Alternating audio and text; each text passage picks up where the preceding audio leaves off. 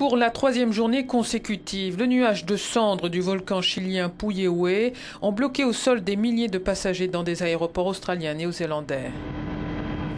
Après être passé au-dessus de la Tasmanie et de la Nouvelle-Zélande, le nuage devrait continuer sa course autour du monde selon le Centre australien de conseil sur les cendres volcaniques.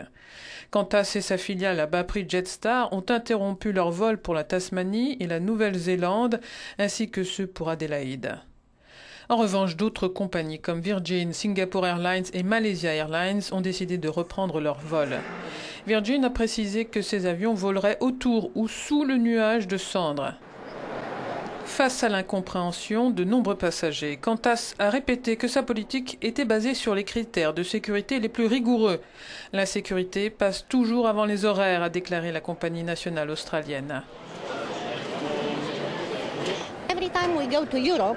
Chaque fois que nous allons en Europe, nous réservons bien à l'avance les hôtels. Nous dépensons beaucoup d'argent et puis tout d'un coup, tous nos plans tombent à l'eau. On ne peut pas faire grand-chose quand il y a un désastre national, dit ce passager. Ce n'est pas la faute de la compagnie aérienne. Il faut juste être patient. Pourquoi une compagnie fait voler ses avions et une autre pas?